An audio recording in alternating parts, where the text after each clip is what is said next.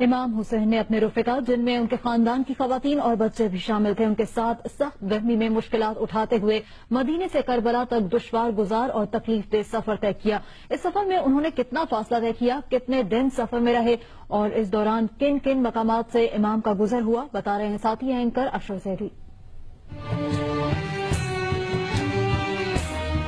امام علی مقام امام حسین علیہ السلام نے اپنا سفر کربلا کن تاریخوں میں طے کیا، اس دوران انہوں نے کتنا سفر کیا اور ان کے ساتھیوں کی تعداد کے حوالے سے تاریخ میں مختلف روایات بیان کی گئی ہیں۔ ہم نے اب کوشش کی ہے کہ آپ کو اس سفر کی ان تفصیلات سے آگاہ کیا جائے جس کے بارے میں مورخین اور علماء کی اکثریت کا اتفاق ہے۔ امام حسین کے سفر کربلا کو بنیادی طور پر دو حصوں میں تقسیم کیا جا سکتا ہے۔ پہلے حصے میں امام اور ان کے ساتھیوں نے مدینے سے لے کر مکہ تک کا سفر کیا جو کہ تقریباً 350 کلومیٹر بنتا ہے۔ اگر ہم ایک قدیم نقشے پر نظر ڈالیں تو یہ وہ عام راستہ ہے جو کہ اس ادوار میں استعمال ہوتا تھا مدینے سے مکے کے درمیان سفر کرنے کے لیے، اور یہی وہ راستہ تھا جسے اختیار کر کے رسول خدا صلی اللہ علیہ وآلہ وسلم نے اپنا آخری حج ادا کیا، اور امام حسین علیہ السلام اور ان کے ساتھیوں نے بھی اسی راستے کو اختیار کیا۔ اس سفر کی کچھ مزید تفصیلات پر نظر ڈالتے ہیں۔ امام حسین علیہ السلام اور ان کے ساتھیوں نے حج کی نیت سے مدینے سے مکے کا سفر اختیار کیا، اور تاریخی کتب کے مطابق اس سفر کا آغاز 28 رجب سن 7 ہجری کو ہوا جو کہ عیسوی کیلنڈر کے مطابق 8 مئی 680 عیسوی بنتا ہے۔ اس سفر کی کچھ مزید تفصیلات پر نظر ڈالیں تو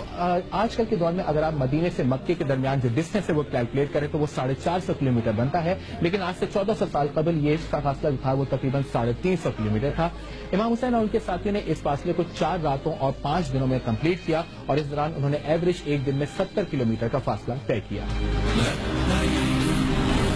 اس سفر کو طے کرنے کے بعد امام حسین اور ان کے ساتھی جمعہ 3 شعبان سن 60 ہجری کو مکہ پہنچے۔ مکے میں امام حسین اور ان کے ساتھیوں کا قیام 4 ماہ اور کچھ دن بتایا جاتا ہے تاریخ کی مختلف کتابوں میں، اور امام کا ارادہ یہ تھا کہ وہ 8 ذی الحجہ کو حج ادا کریں، لیکن اسی وقت ان کو اطلاع ملی کہ اس وقت کے جو خلیفہ وقت ہیں انہوں نے اپنے کچھ سپاہیوں کو حجاج کے روپ میں مکہ بھیجا تاکہ حج کے دوران امام حسین کو شہید کر دیا جائے۔ امام حسین کا موقف یہ تھا کہ میں کسی بھی صورت میں بیت اللہ کی حرمت کو آنچ جو ہے وہ نہیں آنے دوں گا۔ انہوں نے اپنے حج کو عمرے میں تبدیل کیا اور اپنے سفر کے دوسرے حصے یعنی مکے سے لے کر عراق تک کے سفر کا آغاز کیا جو کہ 8 ذی الحجہ سن 60 ہجری کو ہوا۔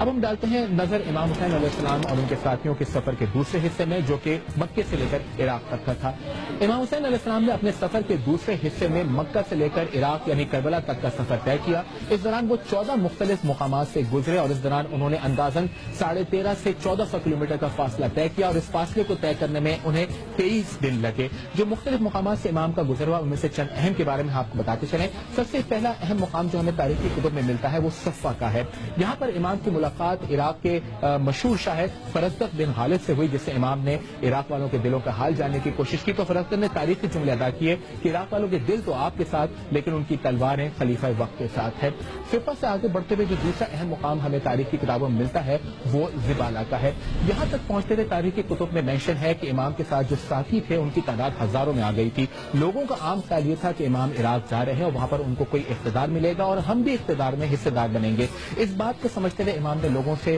جو ہے خطاب کیا اور ان پہ واضح کر دیا کہ میں کسی اقتدار کی لالچ میں نہیں بلکہ شہادت کے شوق میں آگے جا رہا ہوں۔ اس بیان کو سنتے ہی اکثر اور بیشتر لوگ جو ہے امام کا ساتھ چھوڑ گئے، اور تاریخی کتب میں مینشن ہے کہ کم و بیش ان کے ساتھ وہی لوگ رہ گئے جو مدینے یا مکہ سے روانگی کے وقت تھے، اور اس کے ساتھ ہی مختلف